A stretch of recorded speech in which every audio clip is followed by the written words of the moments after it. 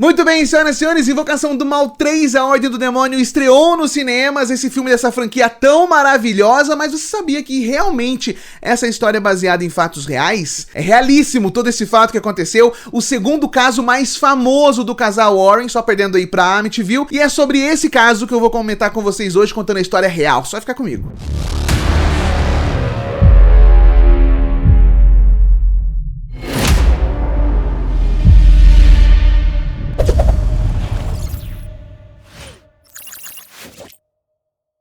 Muito bem, senhoras e senhores, começando mais um vídeo aqui no Dimensão Zero e hoje vamos falar sobre A Ordem do Demônio, Invocação do Mal 3. O filme conta a história aí que aconteceu lá nos Estados Unidos nos anos 80 e foi um dos casos do casal Warren. Pra quem não sabe, o casal Warren é o único casal, foi o único casal demonólogos leigos, ou seja, pessoas normais que não são padres, que foram reconhecidos pela Igreja Católica. E eles já têm 3 livros aí sobre tudo que eles viveram e tudo mais, então é interessante de se ver. E esse caso ficou muito famoso porque mexeu não só com a sociedade que gostava dos Warren, mas também com os crimes, com os julgamentos americanos. Por quê? Porque, em suma, o assassino disse que ele não cometeu o crime e sim o demônio cometeu o crime. Vou te contar a história completa sobre isso agora aqui. Bom, vamos pro ano de 1980, no mês de fevereiro, onde Debbie e David, que são irmãos, a Debbie é a mais velha, a David é mais novo, compraram ali, alugaram uma casa em Brookfield, lá no Connecticut. Nessa época, Debbie tinha ali os seus 20 e poucos anos e David, seu irmão mais novo, tinha apenas 11 anos. Eles foram fazer a primeira faxina nessa casa junto com o namorado de Debbie, o Ernie Johnson. Guardem esses nomes. Debbie, que é a irmã mais velha de David, que tinha 11 anos, e o namorado dela, o Ernie Johnson. Eles foram para essa casa fazer aí essa faxina, e nessa primeira faxina eles encontraram em um dos quartos um colchão d'água, e acharam ali que o antigo dono tinha deixado esse colchão d'água quando ele saiu da casa e tudo mais. E o David, o irmão mais novo de Debbie, de 11 anos, ficou responsável por limpar esse quarto em que o colchão d'água estava. No meio dessa faxina, durante a limpeza ali daquele quarto, David saiu correndo e muito assustado, e disse que tinha visto um velho de camisas rasgadas e calças jeans com pele vermelha e que disse pra ele ter cuidado. A irmã de David, a Debbie, não acreditou muito e continuou ali, todo mundo continuou fazendo a faxina nessa casa, né? Mais tarde, naquela noite, quando eles voltaram pra casa da mãe de Debbie e David, o David, no meio da noite, quando tava todo mundo na sala, reunido ali depois do jantar, chegou muito assustado, dizendo que tinha visto de novo o mesmo velho, só que dessa vez com a pele queimada e com pés de cervo. Após isso, a vida da família virou realmente um inferno. Nada mais propício, né? Estamos falando de Satanás. E começou a rolar muita manifestação, tanto no local, tanto na casa, quanto no próprio David ali, que parecia estar possuído. David tinha ataques muito violentos, uma vez ele chegou até a atacar a própria avó dele com uma faca. Então, a pedidos de Debbie, o Arnie, que era namorado dela, foi pra casa pra poder ajudar a família ali a cuidar do David, né? Revezando os turnos e tudo mais. E tava um rolê do diabo gigantesco naquela casa. Livro caía, era as coisas que levitavam, era brinquedo do David que andava sozinho, tava uma loucura nessa casa. E até a irmã mais velha, a Debbie, sofreu ataques durante a noite. Ela fala que durante a noite uma mão arranhou ela e ela tem as marcas desse arranhamento e tudo mais. Eles até chegaram a procurar um padre de uma paróquia perto ali que disse para eles acenderem algumas velas e rezarem ali antes de entrar para algum ritual de exorcismo maior que precisa da autorização do bispo e tudo mais, mas nada disso deu jeito. Então, depois de 12 dias das manifestações, o padre entrou em contato com o casal Warren, que foi prontamente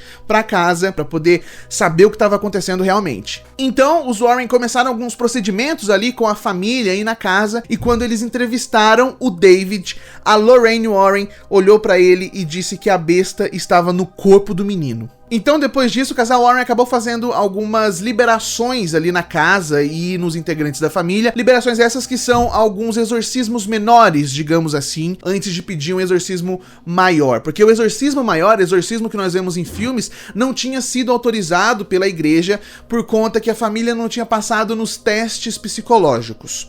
Aqui precisamos fazer uma pausa para eu te explicar certinho isso. Existem alguns rituais, os rituais maiores que nós dizemos dentro da igreja católica, que são os rituais que nós vemos muito em filmes e tudo mais.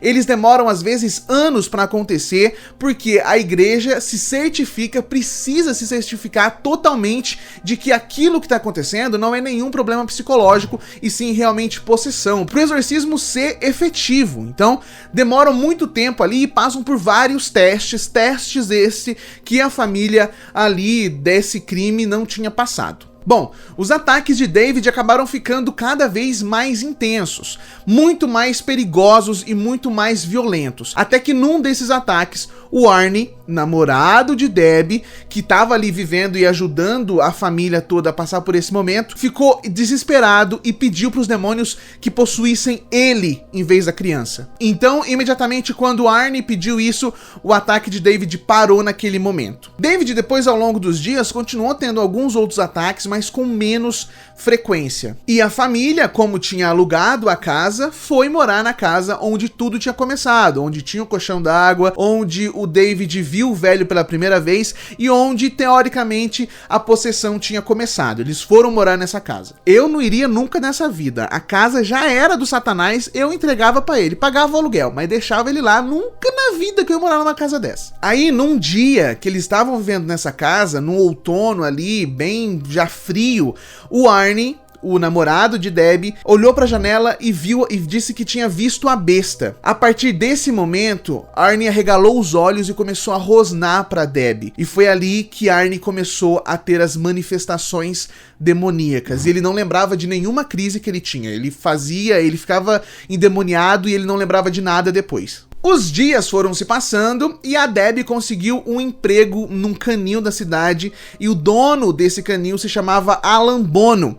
Guardem esse nome. O dono do canil se chama Alan Bono. Em 16 de fevereiro de 1981, o Arnie alegou no trabalho que estava passando mal, que estava com uma dor de garganta e não poderia trabalhar naquele dia. Então ele foi até o canil onde Debbie trabalhava, junto com a irmã dele e com a prima de 9 anos da Debbie, que se chamava Mary. Nesse dia, Bono, que era o dono do canil e patrão da Debbie, foi até um bar ali local para poder comprar o almoço deles todos. Nesse bar, o Bono começou a beber muito mesmo. Após o almoço, já com o Bono bêbado ali, eles voltaram para o canil, né? E o Bono começou a fazer algumas coisas para realmente irritar os outros membros daquele grupo, irritar todo mundo que estava ali. Já pro final da tarde, a Debbie levou as crianças para poder buscar uma pizza, mas disse para elas voltarem rapidamente pro local, pro canil, porque ela estava sentindo que algo muito ruim poderia acontecer. Quando eles voltaram pro canil, o Bono, que já estava bêbado, ficou muito agitado. No mesmo momento, a Debbie pediu para todo mundo sair daquela casa.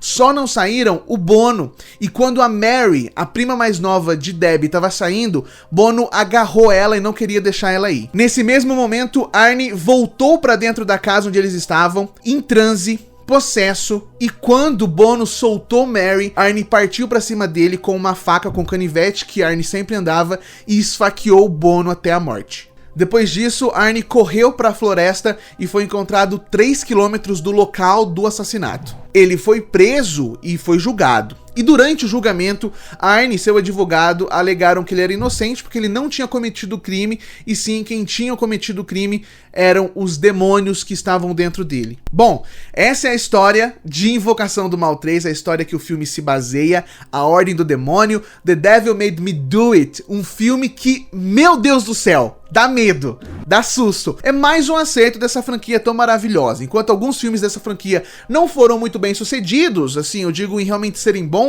esse filme, a franquia Invocação do Mal, os filmes que estão dentro dessa franquia são excelentes. Pela primeira vez, esse filme não é dirigido pelo James Wan, que é aí o diretor que todo mundo conhece de Aquaman, de Velozes e Furiosos. Ele começou essa franquia de Velozes e Furiosos, ele dirigiu os 2 primeiros filmes, mas nesse ele está só como produtor. Lembrando que, se você assistiu o filme, comenta aqui embaixo o que o filme tem de real com a história e o que ele fantasia, tá? Comenta aqui embaixo, deixa nos comentários, senhoras e senhores, e assista The Devil Made Me Do It, Invocação do Mal 3. Tô ansioso pra saber o que você achou, viu? Lembrando que você me ajuda muito curtindo, comentando, compartilhando esse vídeo com todos os seus amigos, porque não te custa nada e me ajuda muito, viu? Em breve estamos de volta aqui no Dimensão Zero, tem muita coisa pra gente conversar ainda, mas por enquanto é só. Beijinhos, tchau, tchau.